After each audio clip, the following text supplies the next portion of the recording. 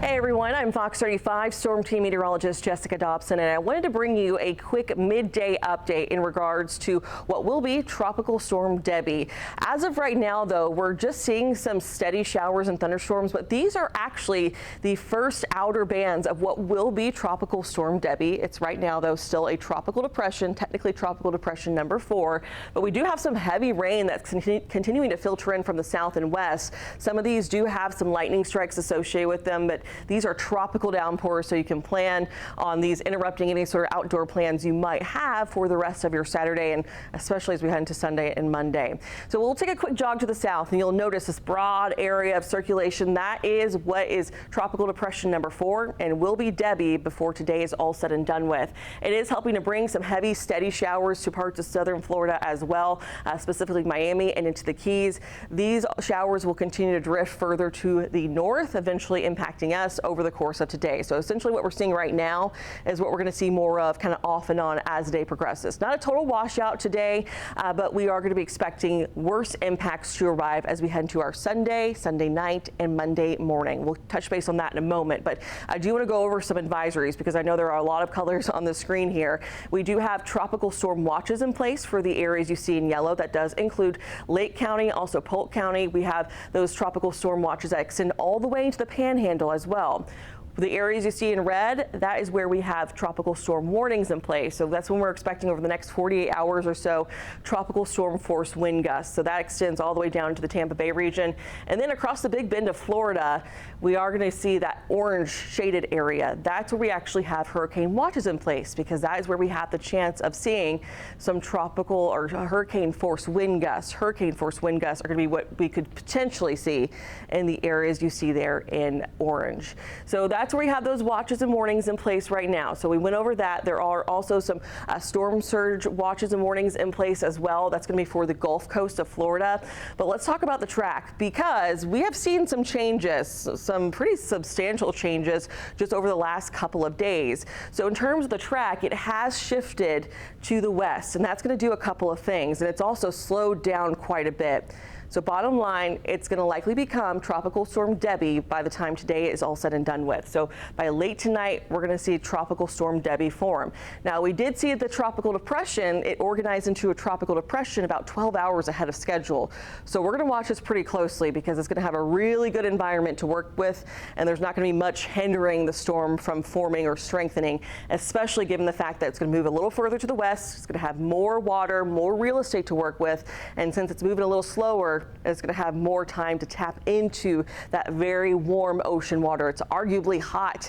We have many of our buoys that are reporting temperatures in the mid to upper 80s, even a few spots very close to the coastline, anywhere from about 90 to 91 degrees. So it's going to be moving into a really rich environment, a very good environment for storm formation. So that is why they have those hurricane watches in place, because we actually have the potential of this strengthening into a hurricane before it makes landfall. So there's still a lot of questions with this system, but we're going to kind of talk you through what we know so far. And that being Tropical Storm Debbie will form later today, likely by tonight. It will be making landfall late tonight and into our Monday. It's going to be likely along the Big Bend of Florida. You'll notice, too, that we talked about that track. It's shifted a little further to the west and also a little further to the north. So north central Florida is likely who will see the brunt of the worst impacts from this storm. Now, in terms of what we're going to be expecting specifically here in central Florida, about 4 to 6 inches of rain is going to be our sweet spot. We also have the chances of seeing tornadoes as well, and then also 40 to 50 mile per hour wind gusts. Those are going to be our primary impacts we feel for the majority of us in central Florida. I will say flooding rainfall is going to be possible for those who see closer to, say, 7 or 8 inches of rain, which is going to certainly be possible for us as we head into the next 48 hours or so. Now, in terms of tornadoes, it's really important to keep in mind that you have a way to receive weather alerts that will wake you up, and also you can receive those alerts if your power is out. So that's super important to remember as we head into the next couple of days, because power outages are going to be possible, but heavy rain, you'll notice that's going to be the main impact we feel here in central Florida, specifically on Sunday. So tomorrow, that's when we expect these impacts to take place. Wind will likely be on the lower scale of things, but it's still going to likely be windy, but not terribly. That's not going to be the highest impact that we feel. I think we'll have actually some tornadoes and tornado tornado warnings that we want to make sure that everyone is prepared for. So in terms of those water temperatures, I was talking about that a little earlier. We're seeing temperatures reporting at some of our buoys in the mid 80s, especially in the Gulf. That is water that has not really been tapped into, especially as of late. And that is just very warm, hot water, which is what this system could potentially just thrive off of. So that's why we're going to keep a close eye on things.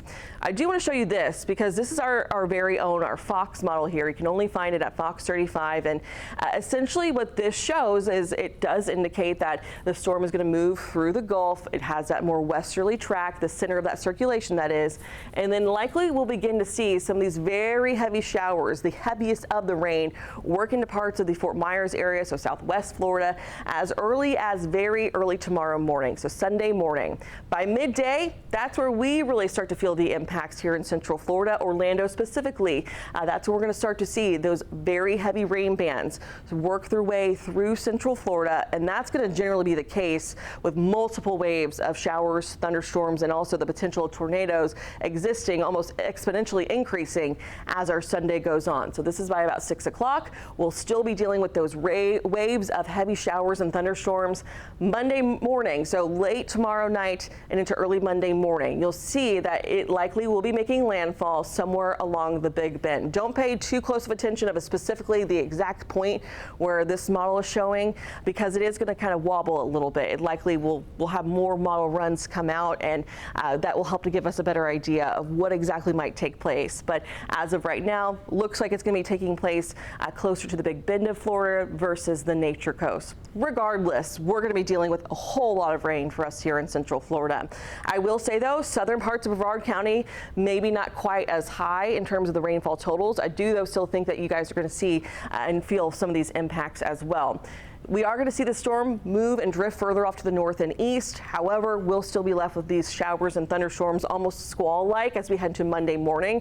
So if you have any plans on Monday morning, go ahead and adjust accordingly, especially if you're maybe heading to work, wherever your destination might be, because this will likely be taking place during the morning rush hour, which is not ideal timing-wise, as we know. So just go ahead and plan on giving yourself lots of time to get to where you need to be. Looking ahead towards Monday afternoon, that's where we start to see more of these bands potentially impact that part of Brevard County I was talking about, which this could help in a way because we do have a drought situation that's taking place in parts of Brevard County because we have not seen much rain there as of late, especially during the rainy season. But looking ahead towards Monday, right around 6 p.m., still going to be dealing with some straggling showers and thunderstorms, which will still be dumping quite a bit of rain.